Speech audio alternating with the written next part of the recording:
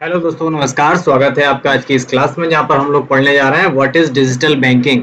पिछली क्लास में हम लोगों ने बैंकिंग व्यवस्था के बारे में पढ़ा था, बैंक क्या होते हैं, कैसे काम करते हैं। आज की इस क्लास में हम लोग पढ़ेंगे कि डिजिटल बैंकिंग क्या होती है। तो बिना देरी करे हुए स्टार्ट करते हैं आज की इस क्लास को। Let's start.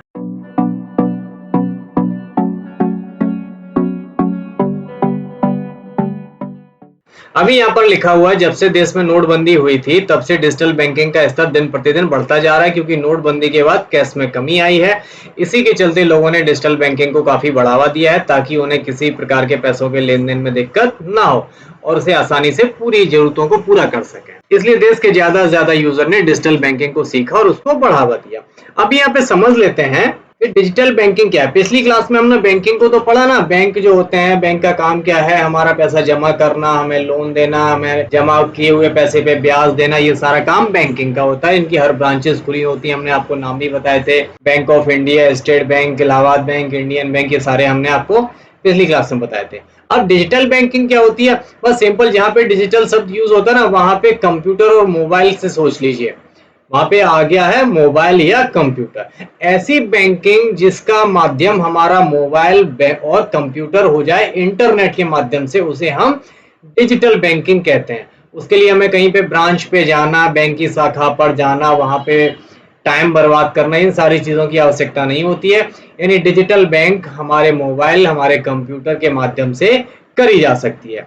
देखिए यहाँ पे लिखा है कि कोविड-19 ने, जब कोरोना वायरस आया था, तो उस समय वही काम कर दिया जो पहले 4 वर्ष के पहले नोटबंदी में नहीं हो पाया था। जब हमारे यहाँ कोविड-19 का समय चल रहा था ना, तब से डिजिटल पेमेंट में काफी बढ़ोतरी हुई। क्यों हुई थी? क्योंकि भैया लोगों को टच नहीं करना, पैसे भी नहीं देना। जब पैसे देंगे नहीं तो हमें सामान कैसे मिलेगा? तो भैया हम ऑनलाइन देने लगे थे, फोन पे, गूगल पे इस्तेमाल करने लगे थे। वही सारी चीजें कहलाती हैं डिजिटल बैंकिंग, कि पैसे आप अपने वॉलेट से, अपने पर्स से, अपनी जेब से नहीं निकाल के अपने मोबाइल से देते हैं। That is called digital banking. Virus फैलने से रोकने के लिए आरबीआई ने सभी बैंकिंग यूजर्स को नोटिफिकेशन जारी करते हुए कहा था कि जितना ज्यादा हो सके डिजिटल पेमेंट करें या ऑनलाइन पेमेंट का इस्तेमाल करें। पैसे का लेन देन ऐसा कोई काम ना करें जिससे आपको एक दूसरे की चीजों को छूना पड़े या आपको एक दूसरे का टच करना पड़े। इसी वजह से 2016 में देश के कई बड़े बैंकों ने अपनी डिजिटल बैंकिंग और ऑनलाइन पेमेंट को बढ़ावा देने के लिए यूपीआई यानी यूनिफाइड पेमेंट इंटरफेस की सुविधा की थी, जिसलिए पिछले कई वर्षों से डिजिटल लेन देन का स्तर काफी बढ़ चुका है। यानी इंटरनेट के माध्यम से, मोबाइल के माध्यम से, हमारे कंप्यूटर के माध्यम से होने वाले सभी प्रकार के पैसों के लेन देन को हम बोलते हैं डिजिटल बैंकिंग। यहाँ पे लिखा है कि अगर हम इसकी परिभाषा समझें तो डिजिटल बैंकिंग को आसान भाषा में कहें तो डिजिटल बैंकिंग हमारे ट्रेडिशनल यानी जो परंपरागत बैंकिंग थी, उसी का ही एक प्रकार है जो अपनी लोगों को सेवाएं देता है। बस अंतर क्या है कि डिजिटल बैंकिंग कोई फिजिकल ब्रांच नहीं होती है। यहाँ पे आपको उनकी शाखा पे नहीं जाना है, इसका इस्तेमाल आप इंटरनेट के माध्यम से ही कर सकते हैं।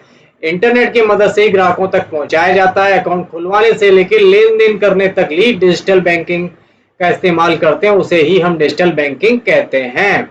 डिजिटल बैंकिंग में internet banking, mobile banking, UPI, ATM आदि शामिल होता है।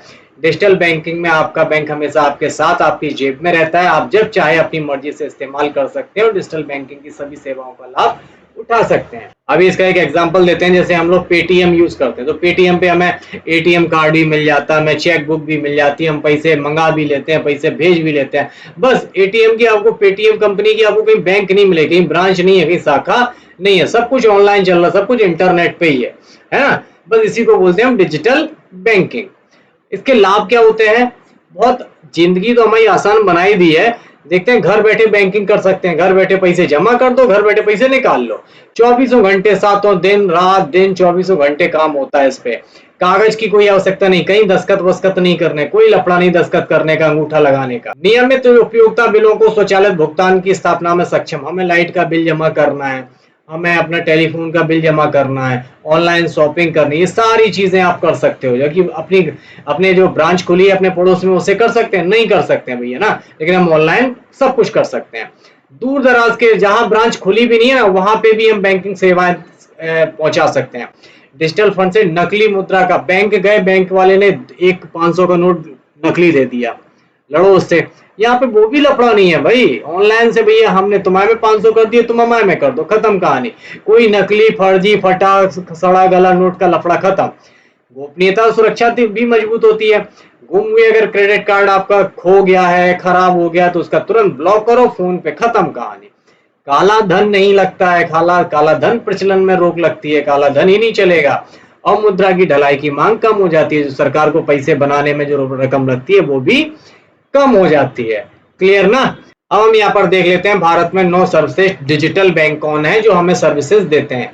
पहला है पेटीएम बैंक, है ना, हम लोग सबसे ज्यादा यूज करते हैं पेटीएम को। इसके बाद आता है Airtel payment bank, Fino payment bank, DBS bank, Kotak Mahindra bank, ICICI, HDFC और एक्सिस मोबाइल बैंक। ये सारे बैंक आपको मोबाइल से ही सारी सुविधा प्रदान करते हैं, आपको इनके बैंक में भी नहीं जाना, सब कुछ आपके घर पे ही, आपके मोबाइल पे ही हो जाता है। इनको बोलते हैं हम डिजिटल बैंक, जो हमें सारा मोबाइल पे बैंकिंग करवाने की सुविधा देते हैं। डिजिटल बैंक की खूबियां क्या होती हैं? डिजिटल बैंक आम शाखाओं की तरह ही होते हैं, मगर सेविंग अकाउंट खोलने, बैलेंस चेक करने, पासबुक प्रिंट करने, फंड ट्रांसफर करने, एफडी खोलने, धन निकासी करने यानी निकालने के लिए और जमा करने के लिए, पेमेंट रोकने के लिए, home loan, auto loan, personal loan से संबंधित सभी कार्रवाई को ऑनलाइन करते हैं। आपको कागजी काम कुछ भी नहीं करना होता है।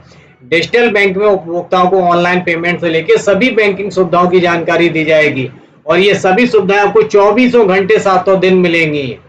बैंक उपभोक्ताओं को साइबर क्राइम, बैंकिंग धोखाधड़ी से बचने के तरीके भी ऑनलाइन सिखाते हैं। ऐसा नहीं है कि डिजिटल बैंक में कोई कर्मचारी नहीं होता है, कर्मचारी होते हैं। बैंक के अनुसार डिजिटल बैंकिंग की निगरानी एक चीफ ऑपरेटिंग ऑफिसर करता है, जिसको हम सीओओ बोलते हैं। डीबीयू तक पहुंच बढ़ाने के लिए डिजिटल बिजनेस फैसिलिटेटर और बिजनेस कॉरेस्पोंडेंट की नियुक्ति भी करते हैं। पूरी तरह ऑनलाइन सुविधा देने वाले ऐसे बैंक मौजूदा शाखाओं के साथ नहीं खोले जा सकते हैं। डिजिटल बैंकिंग यूनिट में ग्राहकों और बैंकों के बीच लेनदेन से लेकर सभी प्रक्रिया ऑनलाइन ही की जाती है। समझ में आया ना भैया, बैंकिंग से क्या क्या करते हैं? आधी से ज्यादा चीजें तो आप ऑलरेडी कर ही रहे थे, है ना। अभी ये क्लास में आने से पहले आपको बैंकिंग भले नहीं पता हो, लेकिन आप आधी से ज्यादा बैंकिंग करते हैं। हम पैसे मंगवा लेते हैं अपने मोबाइल में, फोन पे, गूगल पे, पेटीएम पे, और उसे भेज भी देते हैं। ये सारी चीजें डिजिटल बैंकिंग की कैटेगरी में आती हैं। तो उम्मीद करते हैं आप कॉन्सेप्ट अच्छी तरीके से क्लियर भी हो गया होगा। अगली क्लास में इसी से संबंधित चीजों को लेके और आएंगे, पढ़ेंगे बैंक में पैसे कैसे ट्रांसफर करते हैं। मिलते हैं अगली क्लास में, तब तक अपना ख्याल रखिए। टेक केयर, गुड बाय, जय हिंद।